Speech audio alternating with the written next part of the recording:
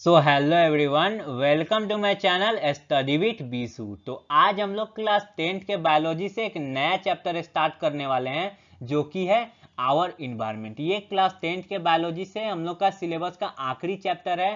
ठीक, अगर आप लोगों ने अदर चैप्टर्स नहीं पढ़ा है बायोलॉजी का तो सारा चैप्टर मैंने एकदम डिटेल में समझाया। एनसीईआरटी के हर एक लाइन, हर एक एक्टिविटी, सारा चैप्टर का सॉल्यूशन, सारा एकदम लेटेस्ट सिलेबस के अकॉर्डिंग मैंने अपने चैनल पे पढ़ा दिया है। आप लोग डिस्क्रिप्शन में जाके प्लेलिस्ट को विजिट कर सकते हैं और साथ ही चैनल को विजिट करके वहाँ प्लेलिस्ट सेक्शन में सारे वीडियो लेक्चर्स के आपको प्लेलिस्ट मिल जाएंगे, सारे चैप्टर वाइज हैं। ठीक है, तो आप लोग देख सकते हैं। और इस चैप्टर की बात की जाए तो इसका एक और मात्र लेक्चर आएगा, उसके बाद हम लोग का ये चैप्टर कंप्लीट हो जाएगा। उसके बाद हम लोग नेक्स्ट केमिस्ट्री, फिजिक्स और देन हिंदी इंग्लिश का भी वीडियो लेक्चर आएगा। अब यहाँ से मेरा थोड़ा सा फ्रीक्वेंसी फास्ट हो जाएगा और जल्दी जल्दी वीडियो लेक्चर आएगा। ठीक है, तो चलिए हम लोग देख लेते हैं आखिर इस चैप्टर में क्या क्या टॉपिक्स पढ़ने वाले हैं। सो topics cover in this chapter. तो इस चैप्टर में बेसिकली कोई चेंजमेंट नहीं है। 2021 के सिलेबस में रिडक्शन जो हुआ था, इस चैप्टर से कोई टॉपिक रिड्यूस नहीं हुआ है। तो बेसिकली हम लोग ये सारे टॉपिक्स को कवर करेंगे। ठीक है, तो चलिए, इस टॉपिक के अंदर सब टॉपिक्स भी है। तो जब भी मैं लेक्चर ले रहा हूँ, जैसे आज के लेक्चर में मैं क्या पढ़ाऊंगा, वहां पे ये टॉपिक्स के अंदर जितने सब टॉपिक्स हैं वो सारे चीज मैं क्लियर कर लेता हूँ। तो चलिए हम लोग आगे देख लेते हैं कि आखिर हम लोग आज के लेक्चर में क्या क्या टॉपिक्स को कवर करेंगे।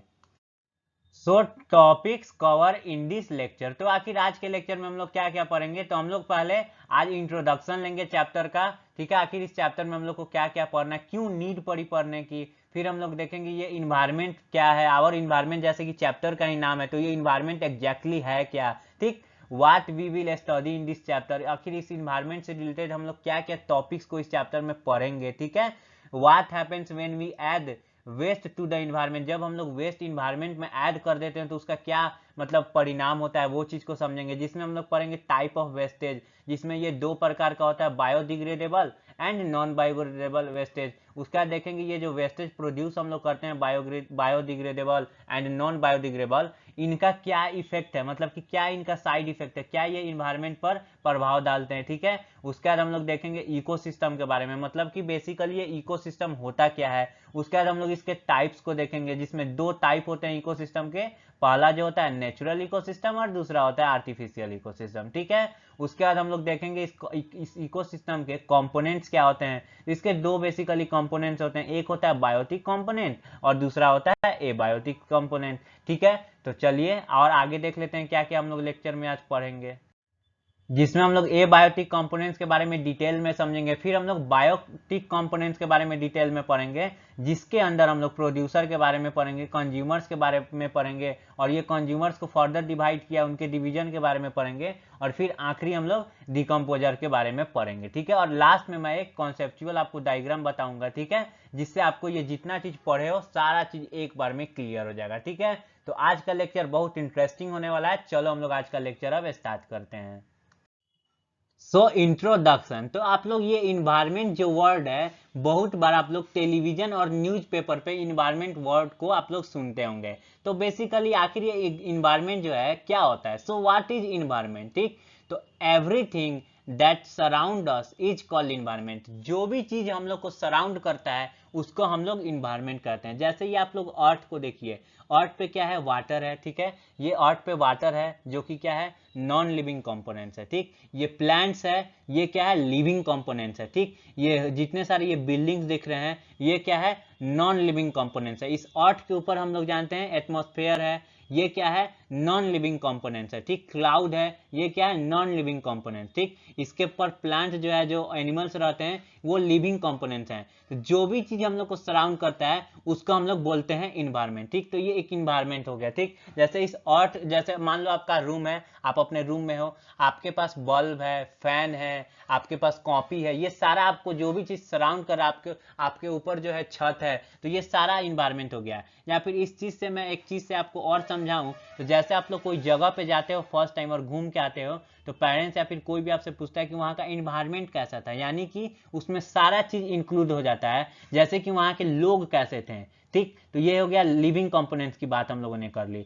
वहाँ का एटमॉस्फेयर कैसा था, यानी कि ह्यूमिडिटी कैसा था, टेम्परेचर कैसा था। ठीक, यहाँ पर क्या हो गया, नॉन लिविंग कंपोनेंट्स का बात हो गया। तो ये इन्वायरमेंट में जो है दोनों चीज इंक्लूड हो जाता है। ठीक, तो आई होप आपको ये इन्वायरमेंट समझ में आ गया होगा। चलिए हम लोग नेक्स्ट देखते हैं। सो बेसिकली हम लोग इस चैप्टर में यही चीज पढ़ेंगे। We shall studying how various factor in the environment interact with each other, यानी कि इस चैप्टर में हम लोग यही इन्वायरमेंट के डिफरेंट डिफरेंट जो फैक्टर्स हैं, जैसे कि non living components, living components, ये कैसे आपस में इंटरेक्ट करते हैं, और ये जब आपस में इंटरेक्ट करते हैं तो इकोसिस्टम फॉर्म होता है। उसी इकोसिस्टम के बारे में हम लोग डिटेल में पढ़ने वाले हैं, ठीक है। उसके बाद हम लोग दूसरा टॉपिक एक ये भी पढ़ेंगे, and also we shall see at to of the environment problems in detail. और ये जो है इस चैप्टर में हम लोग दो ऐसे इन्वायरमेंट प्रॉब्लम को पढ़ेंगे जो कि एकदम सीरियस प्रॉब्लम है आजकल के डेट में, ठीक। जिसमें पहला जो प्रॉब्लम है वो है depletion of the ozone layer and garbage disposal, ठीक। ये दो टॉपिक्स को हम लोग इस चैप्टर में, और ये दो इन्वायरमेंटल प्रॉब्लम है, इसको पढ़ेंगे। और पहला जो है ये इन्वायरमेंट के जो लिविंग कंपोनेंट्स हैं और नॉन लिविंग कंपोनेंट्स हैं, ये कैसे आपस में इंटरेक्ट करते हैं, इनके इंटरेक्शन को पढ़ेंगे, ठीक है। तो चलिए, ये लेक्चर बहुत इंटरेस्टिंग है, एक एक टॉपिक को समझते चलते हैं। सो नेक्स्ट हम लोग को पढ़ना है what happens when we add our waste to the environment. देखो मैं यहाँ पे एकदम एनसीईआरटी को फॉलो कर रहा हूँ, कोई आप लोग को टेंशन नहीं लेना, एकदम सीक्वेंस में पढ़ाई होगा, ठीक है। तो आखिर क्या होता है जब हम लोग इन्वायरमेंट में अपना वेस्ट ऐड कर देते हैं, ठीक, तो उसके बारे में हम लोग को पढ़ना है। तो in our daily activities we generate a lot of waste material that are thrown away. हम लोग के डेली एक्टिविटी में हम लोग बहुत सारा वेस्ट मटेरियल हम लोग का होता है जिसको हम लोग फेंकते हैं कहीं पे, thrown away. What are some of this waste materials and what happens after throw them away. आखिर क्या होता है ये वेस्ट मटेरियल, क्या कैसा होता है, और साथ में जब इसे हम लोग फेंक देते हैं तो उसके बाद क्या होता है, वो चीज हम लोग को पढ़ना है, ठीक है। तो जो ये वेस्ट मटेरियल है जो हम लोग प्रोड्यूस करते हैं डेली एक्टिविटीज में, ह्यूमन बींग्स से जो प्रोड्यूस होता है, उसको दो टाइप्स में डिवाइड किया गया है। यानी बेसिकली यहाँ पे वेस्ट दो तरह के होते हैं। पहला जो होता है वो बायोडिग्रेडेबल वेस्ट होता है, और दूसरा जो होता है वो नॉन बायोडिग्रेडेबल वेस्ट होता है, ठीक है। तो यहाँ पर तो हम लोग ये चीज समझ गए कि हाँ ये वेस्ट मटेरियल दो तरह के होते हैं, और इनको थ्रो कर देते हैं हम लोग जब इन्वायरमेंट में, तो इसका क्या असर होता है उसको हम लोग आगे पढ़ेंगे, ठीक है। तो चलिए पहले हम लोग बायोडिग्रेडेबल वेस्ट को समझते हैं। तो the wastage which are decomposed by the activity of microorganism are called biodegradable waste। तो ऐसे वेस्टेज जिसको अगर हम लोग कहीं फेंक देते हैं या फिर कुछ टाइम तक छोड़ देते हैं तो वो एक जो माइक्रो ऑर्गेनिज्म है उसको डिकम्पोज कर दें, उसको हम लोग बोलते हैं बायोडिग्रेडेबल वेस्टेज। यानी कि वो इजिली एटमॉस्फेयर में हम लोग के इन्वायरमेंट में डिकम्पोज हो जाता है, उसको हम लोग बोलते हैं बायोडिग्रेडेबल वेस्ट, ठीक है। इसके एग्जांपल में आ जाएगा कैटल डंग, जैसे काउ डंग होता है, ठीक है, अदर एनिमल्स के हो गए, फिर कॉटन हो गया, जूट हो गया, पेपर हो गया, फ्रूट हो गया, वेजिटेबल्स पील हो गया। जैसे यहाँ पर देखो ये वेजिटेबल्स का छिलका है, ठीक है, यहाँ पे ये क्या है, ये काउडंग है, ठीक, ये कॉटन है। तो ये सारे जो है वेस्टेज ये बायोडिग्रेडेबल है, ठीक। इससे इन्वायरमेंट में ज्यादा नुकसान नहीं होगा। क्यों? क्योंकि इसको जो है माइक्रो ऑर्गेनिज्म आसानी से डिकम्पोज कर देते हैं, तो इससे ज्यादा इन्वायरमेंट को अफेक्ट नहीं कर पाता है ये वेस्टेज, ठीक है। चलो हम लोग नेक्स्ट देख लेते हैं नॉन बायोडिग्रेडेबल वेस्ट को। सो नॉन बायोडिग्रेडेबल वेस्ट, ठीक है। तो इसमें देखो waste which are not decompose by microorganism are called non biodegradable wastage. यानी कि ऐसा वेस्ट जो कि माइक्रो ऑर्गेनिज्म डिकम्पोज नहीं कर पाए उसको हम लोग बोलते हैं बायोडिग्रेडेबल वेस्ट, ठीक है। इसके एग्जांपल में आ जाता है plastic, polythene bag, synthetic fibre, glass, metal, etc. ये जितने भी मटेरियल्स हैं, ये जितने भी वेस्ट हैं, ये इसको माइक्रो ऑर्गेनिज्म जो होते हैं वो डिकम्पोज नहीं कर सकते हैं। अब ये डिकम्पोज नहीं कर रहे हैं तो ये क्या होगा, ये इन्वायरमेंट में बहुत दिन तक रहेंगे, जिससे क्या होगा उस इन्वायरमेंट को ये हार्म करेंगे। जैसे देखो यहाँ पर ये पॉलीथीन बैग्स है, ये कचरा रखने वाला प्लास्टिक का बैग है, ये देखो डिफरेंट डिफरेंट प्लास्टिक के बॉटल्स हैं। तो ये सारे जितने भी हैं, ये जो हम लोग का डेली एक्टिविटीज में ये जनरेट हो गया वेस्ट, ये डिग्रेड नहीं होता है, ये डिकम्पोज नहीं होता है एक्शन ऑफ माइक्रो ऑर्गेनिज्म से। क्यों नहीं होता है उसको भी मैं बता देता हूँ। क्योंकि ये जो माइक्रो ऑर्गेनिज्म होते हैं ये रिलीज करते हैं एंजाइम जो कि डिकम्पोज करता है कुछ ही मटेरियल को, ठीक है। और इसका एंजाइम जो है बहुत मटेरियल को डिकम्पोज नहीं कर पाता। यानी कि बेसिकली माइक्रो ऑर्गेनिज्म एक स्पेसिफिक जो है एंजाइम रिलीज करते हैं जो कि कुछ ही मटेरियल को डिकम्पोज कर पाता है, सारे मटेरियल को नहीं। तो वही जिस मटेरियल को वो डिकम्पोज कर देता है वो हो जाता है बायोडिग्रेडेबल, और जिसको नहीं कर पाता है वो हो जाता है नॉन बायोडिग्रेडेबल, ठीक। और ये नहीं कर पाता है, इसके वजह से ये जो नॉन बायोडिग्रेडेबल हैं बायोडिग्रेडेबल के मुकाबले काफ़ी ज़्यादा हार्मफुल होते हैं, ठीक है। अब देखो ये जो नॉन बायोडिग्रेडेबल है, these substances persist in the environment for a long time and harms the various life form. अब देखो ये जो नॉन बायोडिग्रेडेबल वेस्टेज जो है ये इन्वायरमेंट में काफ़ी टाइम तक बने रहते हैं और ये बहुत सारे लाइफ फॉर्म को हार्म करते हैं। जैसे देखो अगर एक पॉन्ड है उसमें ये प्लास्टिक चला गया गलती से, जो एक्वेटिक एनिमल्स होते हैं इसको खा लें तो उनको खराब कर देता है। ये सॉइल में रख दो तो सॉइल का मतलब कि फर्टिलिटी चला जाता है, एक लेयर जमीन से कॉन्टेक्ट ही खत्म हो जाता है। ये बेसिकली डिकम्पोज ही नहीं होते हैं, तो इसीलिए इन्वायरमेंट में काफ़ी टाइम तक रहते हैं और इसीलिए इनका बहुत सारा हार्मफुल इफेक्ट भी है, ठीक है। हम लोग चलिए एक देख लेते हैं कि आखिर इन दोनों वेस्टेज का क्या हार्मफुल इफेक्ट है हम लोग के इन्वायरमेंट में, उसको देख लेते हैं। So harmful effects of biodegradable and non-biodegradable waste on our environment. तो आखिर ये जो बायोडिग्रेडेबल और नॉन बायोडिग्रेडेबल वेस्टेज हैं इनका क्या इफेक्ट पड़ता है हम लोग के इन्वायरमेंट पे, कैसे हम लोग के इन्वायरमेंट को खराब करते हैं, ठीक है। तो these substances persist in environment for a long time and harms the various life form. मैंने पहले ही बता दिया था कि इन्वायरमेंट में पहला बात ये डिकम्पोज नहीं हो रहे तो ज़्यादा दिन तक बने रहेंगे, जिसके वजह से क्या होगा बहुत सारे लाइफ फॉर्म को है ये अफेक्ट करते हैं। जैसे मैंने एग्जांपल भी दिया था कैसे एक पॉन्ड है उसमें ये आ गया फिश खा लिए। इसी तरह ये नॉर्मल जैसे मान लो कहीं पे हम लोग वेजिटेबल्स का पील्स फेंकते हैं उसी में हम लोग गलती से पॉलीथीन बैग्स फेंक लिए, तो जो काऊ होते हैं वो सब खाते हैं वो सब पील्स को, उसी को खाते और वेजिटेबल्स का छिलका खा रहे हैं उसी में वो लोग प्लास्टिक को खा लें तो उनका डेथ हो जाएगा। तो इसीलिए बहुत सारा इसका हार्मफुल इफेक्ट है लाइफ फॉर्म पे, ठीक है, इन्वायरमेंट के। They destroy the natural beauty and our surroundings become dirty.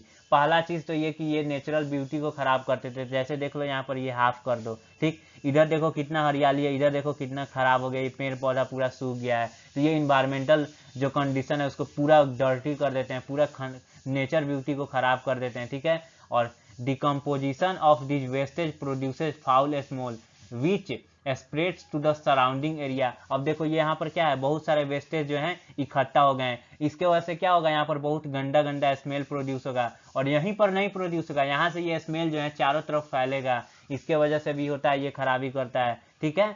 These wastage also block the drains creating pool of waste which becomes the site of mosquitoes. देखो अब क्या होता है कभी कभी ये जो प्लास्टिक के बैग होते हैं वो हम लोग का जो ड्रेनेज होता है जो सिंचाई का सिस्टम होता है वो बेसिकली जिससे हम लोग का वाटर फ्लो होता है उसमें क्या होता है जाके फंस जाते हैं और ये डिकम्पोज होते नहीं है तो फंस के क्या करते हैं उसको ड्रेनेज को जैम कर देते हैं, जिसके वजह से जो है क्या है पानी बाहर कहीं कहीं इकट्ठा हो जाता है। अब कहीं कहीं पर डर्टी वाटर जो है इकट्ठा होता है तो वहाँ पे मॉस्किटो जो है ब्रीड करने लगते हैं, उत्पन्न होने लगते हैं और यही मॉस्किटो जो है फर्दर क्या करते हैं डिजीज कैरी करने लगते हैं लाइक मलेरिया एंड डेंगू, ठीक है। तो ये हम लोगों ने देख लिया कि वेस्ट का क्या हार्मफुल इफेक्ट है हम लोग के इन्वायरमेंट पे, टाइप्स कितने होते हैं वेस्ट के, और इन्वायरमेंट के बारे में हम लोगों ने समझा, ठीक है। चलिए अब हम लोग नेक्स्ट टॉपिक को समझते हैं।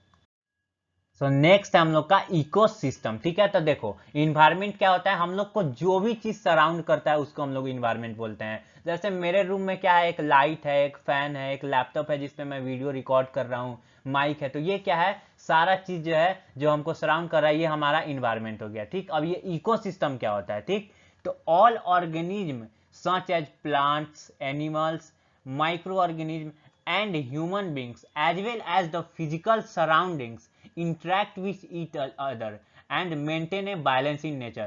तो हम लोग के जितने भी ऑर्गेनिज्म होते हैं चाहे प्लांट्स हो, एनिमल्स हो, माइक्रो ऑर्गेनिज्म हो, ह्यूमन बींग्स हो, वो सारे जो है या फिर फिजिकल इन्वायरमेंट जैसे उनका इन्वायरमेंट जैसे क्लाइमेटिक फैक्टर जैसे कि क्या वहाँ का टेम्परेचर है, वहाँ पे रेनफॉल हो रहा है कि नहीं, ये सारे जो है इंटरेक्ट करते हैं आपस में और एक बैलेंस बनाते हैं नेचर में, ठीक है।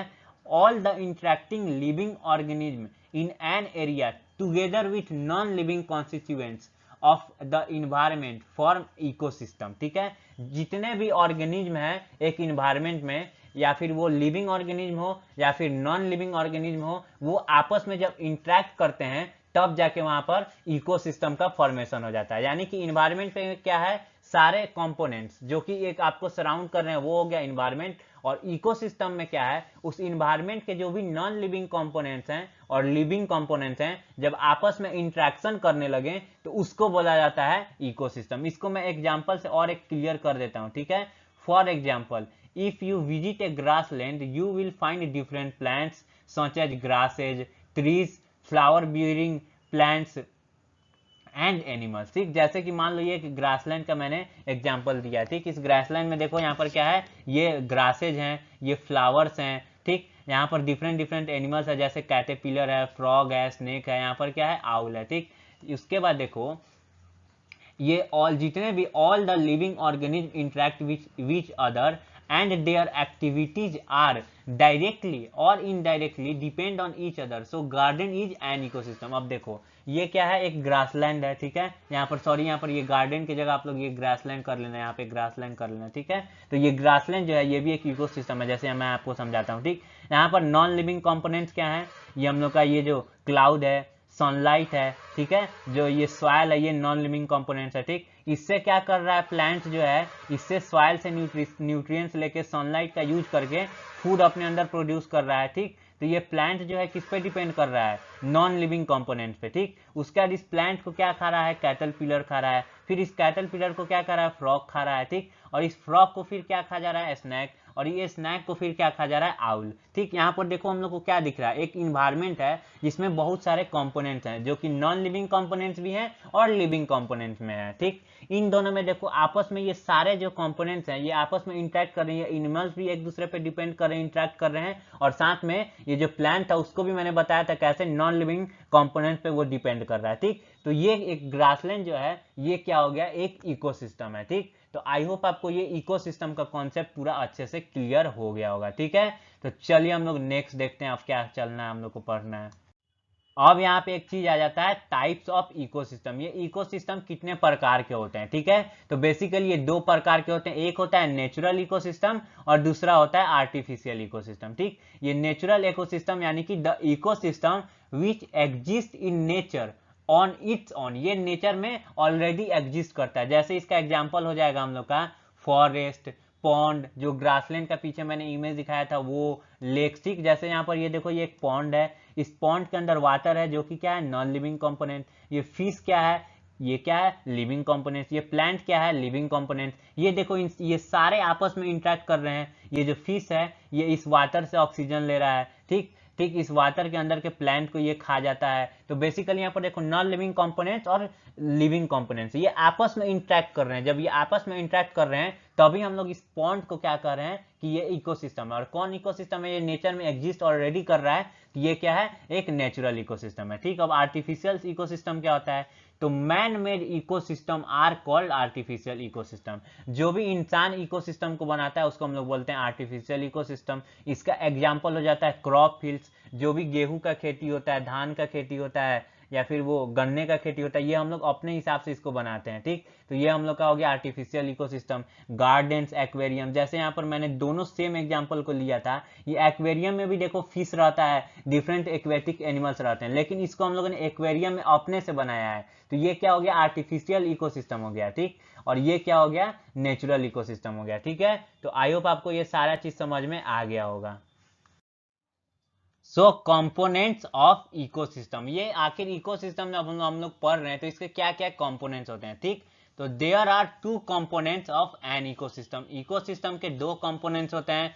पहला जो होता है एबायोटिक कंपोनेंट्स, जिसमें सारे भी नॉन लिविंग थिंग्स आ जाते हैं, जैसे वाटर, सनलाइट, क्लाइमेट, ये मैं डिटेल में पढ़ाऊंगा। और दूसरा जो कंपोनेंट होता है वो होता है बायोटिक कंपोनेंट, जिसमें सारे लिविंग ऑर्गेनिज्म आ जाते हैं। ठीक है, तो हम लोग बारी बारी से इन कंपोनेंट्स को डिटेल में पढ़ लेते हैं। ठीक, तो पहला हो जाता है हम लोग का abiotic components. So these are non living components of an ecosystem. ये जो कंपोनेंट्स होते हैं ये नॉन लिविंग कंपोनेंट्स होते हैं इकोसिस्टम के।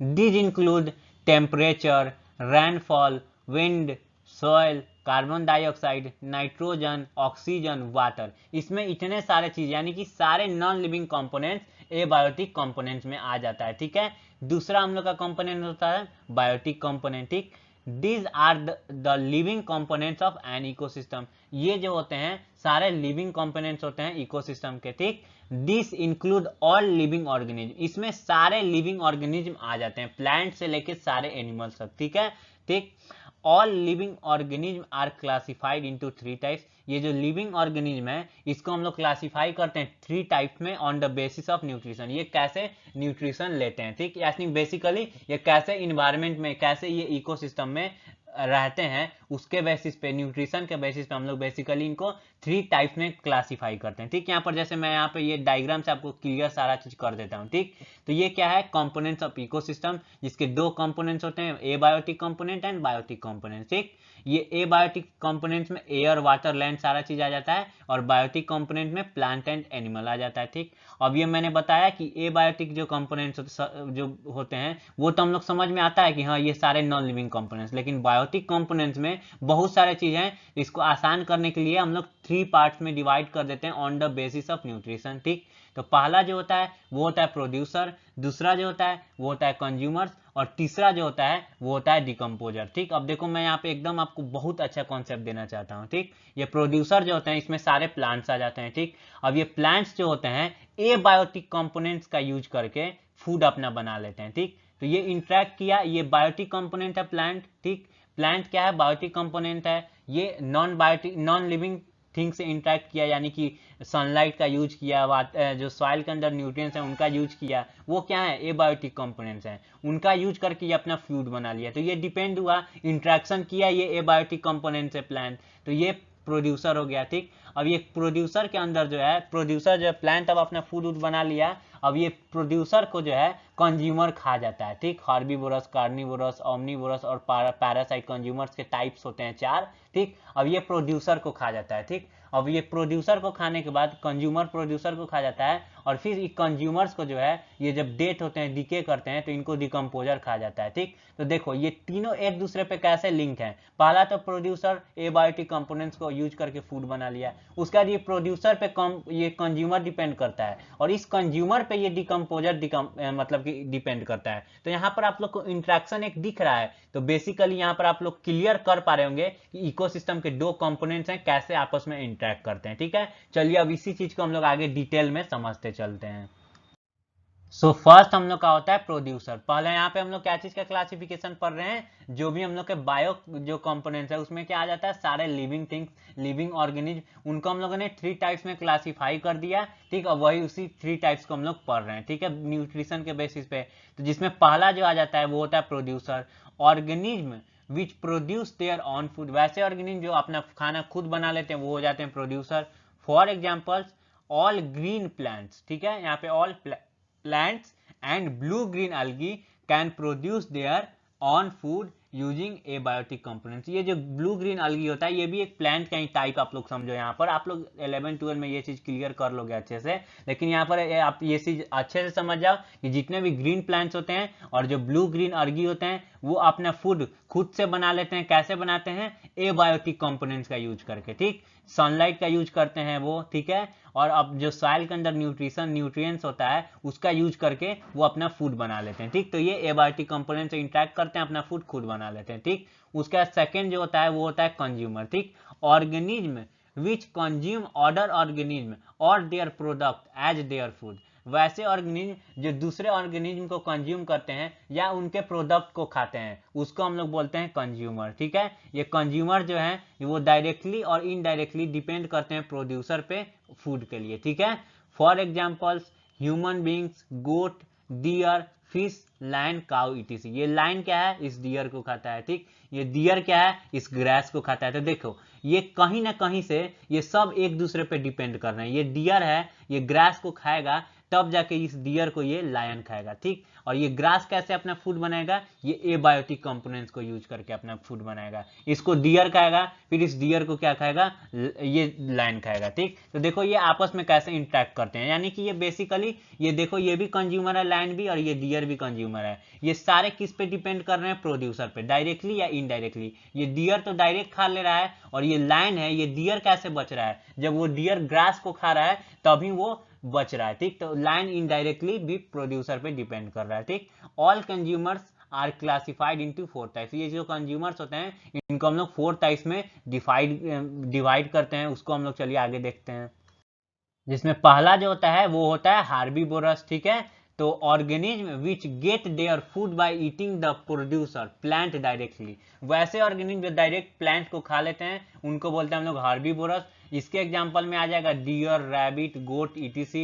ये डियर है, ये डायरेक्ट प्लांट को यानी कि प्रोड्यूसर को खा लेता है, तो ये क्या हो गया, हार्बीवोरस हो गया। दूसरा जो होता है वो होता है कार्निवोरस। वैसे ऑर्गेनिज्म जो डायरेक्ट अदर एनिमल्स को खा लेते हैं। Therefore carnivores feed on the flesh of herbivores, यानी कि ये जो कार्निवोर्स होते हैं वो फ्लेश करते हैं, फ्लेश को मतलब फीड करते हैं हर्बीवोरस के, ठीक है, यानी हर्बीवोर्स के मांस को खाते हैं, ठीक। तो जैसे ये डियर है, ये डियर को लायन खा लेगा, ठीक। ये किस पर डिपेंड कर रहा है? डियर पे, और डियर क्या है? एक हर्बीवोर्स है, ठीक।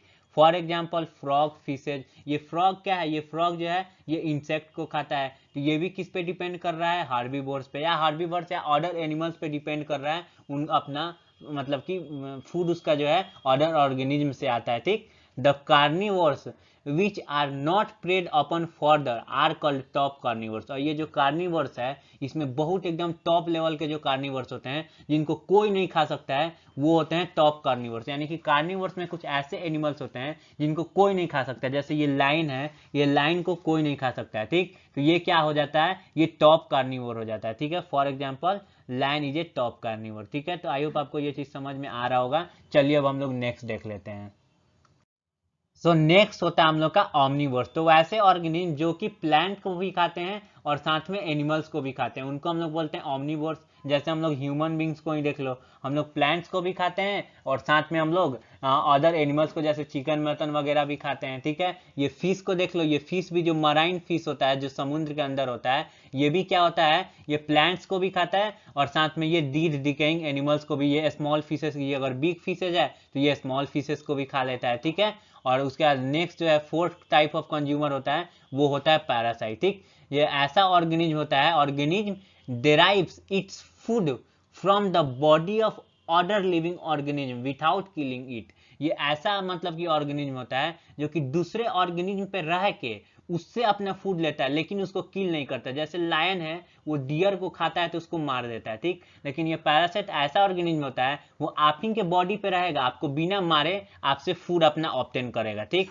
और ये पैरासाइट जो है ऐसा ऑर्गेनिज्म होता है जो दूसरे ऑर्गेनिज्म पे फीड करता है, ठीक, रहता है, और जिस ऑर्गेनिज्म पे रहता है उसको बोला जाता है हॉस्ट। जैसे ये ह्यूमन बींग्स हैं, हम लोग के ह्यूमन बींग्स के जो हेयर पे होता है वो लाइस होता है, जिसको हम लोग इंग्लिश में बोलते हैं लीक, ठीक है। ये बेसिकली हम लोग के हेयर में होता है, ठीक। हम लोग के हेयर में रहता है, क्या हम लोग को ये मार देता है? नहीं मारता, हम लोग के हेयर से ये ब्लड सक कर लेता है, ठीक। उसी तरह बैक्टीरिया हो जाता है, हम लोग के इंटेस्टाइन में डिफरेंट बैक्टीरिया रहते हैं, वो हम लोग को बिना मारे उल्टा हम लोग को वो प्रॉफिट ही देते हैं, बहुत सारे डिजीज से लड़ते हैं, ठीक। वो रहते हैं लेकिन हम लोग के बॉडी में बिना किल किया और उसी से फूड ऑब्टेन करते हैं। तो ये भी एक एग्जाम्पल हो गया और बहुत सारे एग्जाम्पल्स होते हैं पैरासाइट के, ठीक। तो यहाँ पर हम लोगों ने 4 कंज्यूमर्स के टाइप्स को पढ़ लिया और लिविंग ऑर्गेनिज्म 3 तरह के होते हैं जिसमें हम लोगों ने प्रोड्यूसर को पढ़ लिया, कंज्यूमर्स पढ़ लिया, कंज्यूमर्स के अंदर 4 उसके टाइप होते हैं उसको पढ़ लिया। अब लास्ट हम लोग टॉपिक्स पढ़ेंगे लिविंग ऑर्गेनिज्म के क्लासिफिकेशन का, जो कि होता है डिकम्पोजर्स।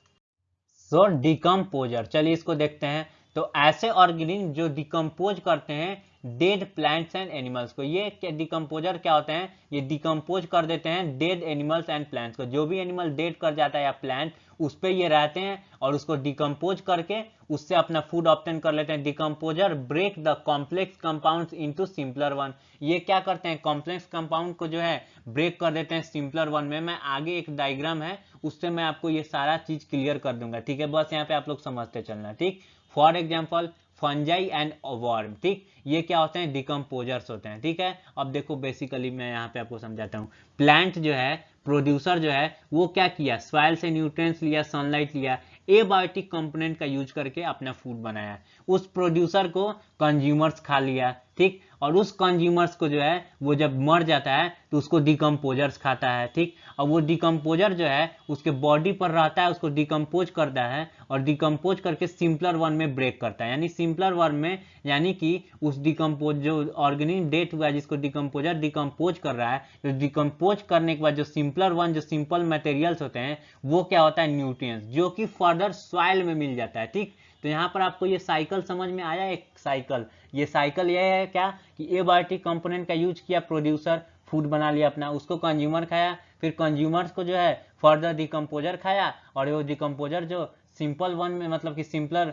कंपाउंड, कॉम्प्लेक्स कंपाउंड को उसके सिंपल में तोड़ दिया और फर्दर वो सॉइल में चला गया। यानी न्यूट्रिएंट्स का यहाँ पर रिसाइकल हो रहा है, ठीक है। इसको मैं और आगे आपको एक डायग्राम से समझा दूंगा, ठीक। तो डिकम्पोजर के बारे में चलिए और देख लेते हैं। So decomposer help in the replacement of natural resources. मैंने बता दिया यहाँ पर कैसे ये साइक्लिंग में हेल्प करता है, ठीक।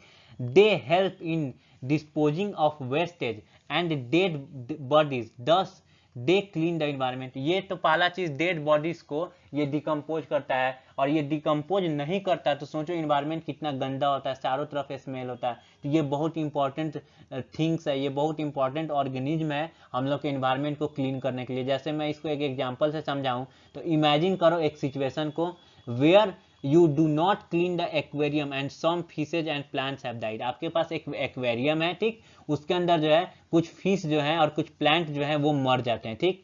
Have you ever thought what happens when an organism die? क्या आप कभी सोचते हो कि कोई ऑर्गेनिज्म डाई कर जाता है, मर जाता है तो क्या होता है, ठीक। तो the microorganism break down the dead remains and waste products of organism. और वो ऑर्गेनिज्म जब मर जाता है तो उसके बॉडी को और उसके वेस्ट प्रोडक्ट को ये माइक्रो ऑर्गेनिज्म जो ही होता है वही उसको डिकम्पोज करता है, ब्रेक करता है, ठीक। These microorganisms are decomposer as they break down the complex organic substance into simple inorganic substance, ठीक। ये जो माइक्रो ऑर्गेनिज्म होता है ये डिकम्पोजर्स होता है जो कि ब्रेक कर देता है कॉम्प्लेक्स ऑर्गेनिक सब्सटेंसेस को सिंपल इनऑर्गेनिक सब्सटेंस में, जो कि जो है सॉइल में चला जाता है और उसको फिर फर्टाइल बना देता है, और उसके न्यूट्रिएंट्स को जो है प्लांट्स यूज करके अपने फिर प्रोड्यूस करते हैं फूड। फिर उस प्लांट्स को क्या खाता है, हर्बीवोरस, फिर उस हर्बीवोरस को हर्बीवोरस या फिर ले लो आप प्लांट्स क्या प्रोड्यूसर, तो प्रोड्यूसर को क्या खाता है, कंज्यूमर्स, और फिर उस कंज्यूमर्स को क्या खाता है, डिकम्पोजर, और वो जितना भी न्यूट्रिएंट्स होता है फिर सॉइल में आ जाता है, फिर प्लांट्स उसको यूज करता है, फिर प्लांट्स को खाता है कंज्यूमर। तो ये साइकिल चलते रहता है, ठीक। यहाँ पर दो क्वेश्चन भी है, आप सोचो what will happen to the garbage and dead animals and plants in their absence. अगर ये डिकम्पोजर्स नहीं हो तो ये गार्बेज जो ये कचरा है, ये डेड एनिमल्स और प्लांट्स हैं, इनके बॉडी का क्या होगा, बहुत ज़्यादा इन्वायरमेंट में ये पॉल्यूशन कर देंगे, फाउल स्मेल फैला देंगे। Will the natural replacement of the soil takes place? क्या ये जो नेचुरल रिप्लेसमेंट है सॉइल का ये टेक्स प्लेस होगा? नहीं, एकदम नहीं होगा। Even if decomposers are not there, अगर डिकम्पोजर वहाँ नहीं होंगे तो नहीं, एकदम पॉसिबल ही नहीं है। पूरा जो नेचर का साइकिल है वो खराब हो जाएगा, ठीक। तो इसीलिए डिकम्पोजर बहुत जरूरी होता है, ठीक है। तो चलिए अब हम लोग लास्ट एक डायग्राम है उससे मैं ये सारा चीज को कंक्लूड कर देता हूँ, उसके बाद हम लोग का ये लेक्चर खत्म हो जाएगा। सो कॉन्सेप्चुअल डायग्राम, देखो अगर ये डायग्राम आप देख रहे हो तो अभी तक जितना चीज आप पढ़े हो वो सारा चीज आपका क्लियर हो जाएगा, ठीक है। ये क्या है, प्रोड्यूसर, जिसमें क्या है, ये प्लांट्स है, ठीक। ये प्लांट्स जो है वाटर का यूज करता है, जो कि क्लाउड से कुछ मिल जाता है और कुछ सॉइल में होता है, ठीक। ये सनलाइट का यूज करता है, ठीक है, सॉइल का यूज करता है, यानी कि नॉन लिविंग थिंग्स यानी एबायोटिक कंपोनेंट्स का यूज करके अपना फूड बना लेता है, ठीक है। इस प्रोड्यूसर को जो है कंज्यूमर्स खाते हैं, जिसमें रैबिट हो जाता है, डियर हो जाता है, ह्यूमन बींग्स हो जाता है, इस प्रोड्यूसर को खा लेते हैं, ठीक। फिर ये प्रोड्यूसर को कंज्यूमर खा लेते हैं, इसमें बियर फिर इसको खा लेता है। ये डिफरेंट टाइप्स है कंज्यूमर्स के, ठीक। इस कंज्यूमर्स को फिर जैसे देखो यहाँ पर ये कंज्यूमर्स को डायरेक्टली जो है ये प्रोड्यूसर को प्लांट्स को हार्बीवोर्स खाता है, फिर हार्बीवोर्स को ओमनीवोर्स खाता है, फिर इस ओमनीवोर्स को कार्निवोर्स खाता है। यानी कि ये प्रोड्यूसर है, ठीक है। इस प्रोड्यूसर को ये 3 कंज्यूमर्स ने कंज्यूम किया, उसके बाद ये कंज्यूमर्स जो हैं ये मरने लगते हैं, डेथ कर जाते हैं, तो इनको डिकम्पोजर्स जो होते हैं वो डिकम्पोज कर देते हैं, ठीक। और जो भी इसके जो ये कॉम्प्लेक्स इनका जो है कॉम्प्लेक्स जो इनका कंपाउंड होता है उसको ब्रेक कर देते हैं सिंपल फॉर्म में, ठीक। न्यूट्रिएंट्स आ जाता है, ठीक। उस न्यूट्रिएंट्स को फिर वो सॉइल में चला जाता है और वो फिर सॉइल को न्यूट्रिशन मिल जाता है, फिर वो साइकिल कंटिन्यू होता है, फिर उस सॉइल के न्यूट्रिएंट्स को प्लांट लेता है, फिर उसको कंज्यूमर कंज्यूम करता है, फिर डिकम्पोजर उस कंज्यूमर को डिकम्पोज कर देता है, फिर उसके बाद वो न्यूट्रिएंट्स फिर साइकिल हो जाता है, ठीक। तो यहाँ पर आपको सारा चीज समझ में आ गया होगा ये कैसे जो ये साइकिल जो इकोसिस्टम कैसे वर्क करता है, कैसे इकोसिस्टम में डिफरेंट जो ऑर्गेनिज्म होते हैं या फिर एबायोटिक या बायोटिक कंपोनेंट्स रहते हैं वो आपस में इंटरेक्ट करते हैं और डायरेक्टली इनडायरेक्टली सारे आपस में डिपेंड करते हैं एक दूसरे पे, ठीक है। तो चलिए थैंक यू सो मच पूरा लास्ट तक वीडियो को देखने के लिए। अगर से आपको ये वीडियो अच्छा लगा हो और सारा टॉपिक्स अच्छे से समझ में आ गया हो तो जरूर इसको लाइक करिएगा और साथ ही अपने दोस्तों के साथ शेयर करके कमेंट में मुझे जरूर बताइएगा अगर कोई प्रॉब्लम हो या फिर जो आपको सबसे अच्छा टॉपिक समझ में आया हो उसके बारे में जरूर कमेंट में मुझे मेंशन करके बताइएगा, ठीक है। चैनल अच्छा लगा हो जरूर सब्सक्राइब करिएगा, बेल बटन को दबा दीजिएगा जिससे जब भी मैं नया वीडियोज अपलोड करूंगा उसका नोटिफिकेशन आपको जल्दी से मिल जाएगा, ठीक है। तो थैंक यू सो मच पूरा वीडियो को लास्ट तक देखने के लिए। बाय बाय, हम लोग मिलते हैं अब नेक्स्ट लेक्चर में।